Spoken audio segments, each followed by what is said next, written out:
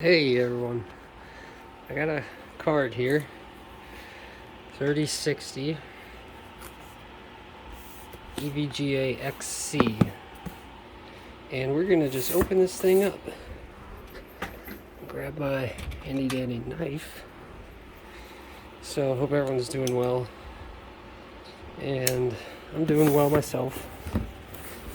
A little stressed out lately, but other than that, things are fantastic. So I picked this up at OG 10K Tech, and he is definitely in business. Check him out, guys. OG 10K Tech. And he does have cards for sale online. There's a queue. You can see your name and information, I guess. I've never actually looked at it personally, but I have ordered from him. I'm local, so I just pick up my cards there, and I get hooked up pretty well. I'm trying to see if this is LHR, but I'm pretty sure it's not. He said it wasn't. These are the first generation. So according to my calculations, this card pays off, I think, in roughly like 6 months. I'm not 100% sure though, but it's a 3060 unlocked, so you can mine with it full hash rate. So you will get about 49 mega hash. That's earning about, I'd say, $3 a day. Current profitability on Ethereum. I paid $428 for the card. OG hooked me up with I think he did. I'm not 100% sure what here, I got an invoice, I think. No, I don't. But this is what I need. HDMI dummy plug. He sells these too. They're probably about $10, something like that. Never used this brand or anything, but they look nice, premium quality. So you have to have that plugged into the card or in HDMI, like a monitor, to get it to do full hash rate. And you need to download a developer driver that was leaked. The NVIDIA, like, normal driver will not. It will limit the card on mining, and especially the new generations, I was told, the new developer driver doesn't even work, so they're limited. So the developer driver will not work on the second generation, and you can check and ask if it's an LHR second generation. I want to look at this. So it does have a KR at the end. I don't want to show you the serial or anything, but so if it has a KR, it is first generation, and that is full hash rate. If it's KL, I believe it's limited. So KL is limited, but let's just peel this goodness off. And it's a basic card, man. I was like real stingy about like 2-fan cards, and I'm at the point where I just say F it, I just want to get some money, and I kind of look at resale value.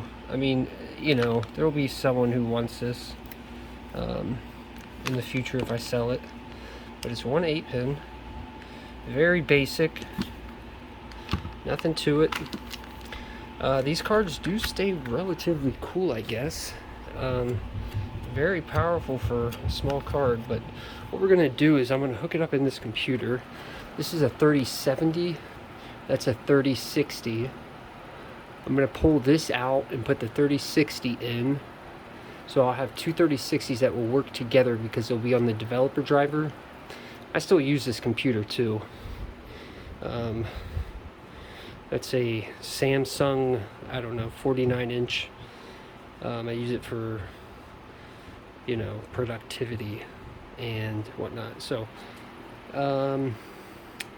yeah, so we're gonna put that in. Let's just pause the video here. I'll pull that out and then we'll put it in. So I'm back. I am going to show you, I'm switching this 3070 that I pulled out of here. That's the 3060. Now I'm going to put that 3070 on this power supply, which is running to this, well, you know, the riser is the device that connects to the graphic card that allows it to be like remote from the motherboard. So usually you plug a graphic card into there. This just runs through a USB to the riser, and you can buy these at gpurisers.com. About $60, $65.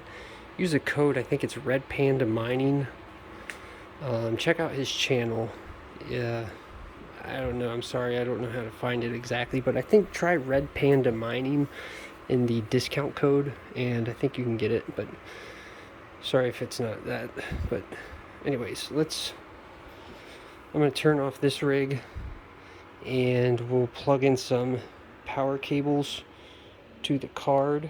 It's going to take two 8 pins, which is standard for a 3070, and then we'll just get a riser and we'll run it to here, to this little adapter. This is so I can put more cards. It's 4 in one slot, so I can put 4 individual cards in that one PCIe.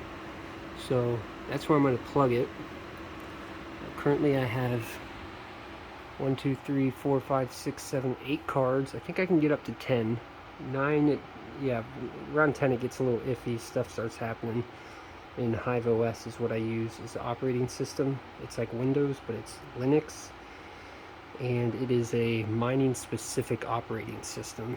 You can manage from your phone, on the internet, on a website, and you can see your cards. You can see what they're hashing at, how much you're making a day with all your cards. You can set up flight sheets, which are like which coin you want to mine, which wallet you want to mine to, which mining pool you want to mine from, and the algorithm. I'm not sure, there's something else, but you can, that's called a flight sheet in Hive OS. And yeah, so check that out, Hive OS. And okay guys, I'm gonna go ahead and pause the video here. So sorry for the lighting. It's maybe poor quality video too, but this is the PCI riser. You can see that tongue, or that spacing.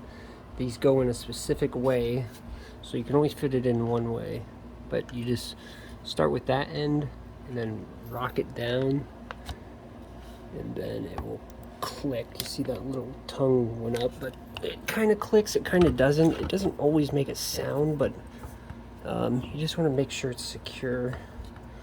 Any looseness is unsafe, could cause shorts. You don't want that. So I did plug it in into the back of this 1 to 4 splitter. Yeah, and we're going to plug in some of these. This is also from OG10K Tech. It's a 1600 watt. Oh my gosh, this card is so hot. Holy smokes. What the? Wow. Something was wrong there. I don't know. That thing is hot. But OG10K Tech. Okay. 1600 watt. They're made by EVGA, but they're like a top power brand. I paid $192. 1600 watt. These are custom made for mining. OG had them like custom built. Oh shoot. Let's see, that came out. You have them custom built. They are mining specific, I guess. They have 16 8-pins, which is what you use typically on a card. 8 pins, 6 plus 2 pins, and they are a pretty decent gauge. I have to say they're standard. At least they look like it. I can see on here kind of what it says. 300 volt 18. Looks like 18. Sorry, you guys aren't seeing what I'm seeing. Looks like 18 though. Yeah, 18. But we got this plugged in, I think, all the way. Not quite. There we go. Make sure those are seated all the way. And then we need one for the riser. So let me pause this because I can't hold it and do that. Okay, I'm back. So I realized I put in the wrong card. I was putting in the 3060. I'm putting it in the 3070. And I powered up this power supply first. This one isn't connected to the motherboard, but this one is. I want to power that one last. This one's powering most of the cards, I think. It's a server power supply, 750 watts. It's 1200 rated, but that's on 240 volts. It's typical 120 in your house. But I got that one on, got that one on, got this one on, and it should boot into Hive by itself. I'm going to crank these fans on. Make sure we get everything normal here.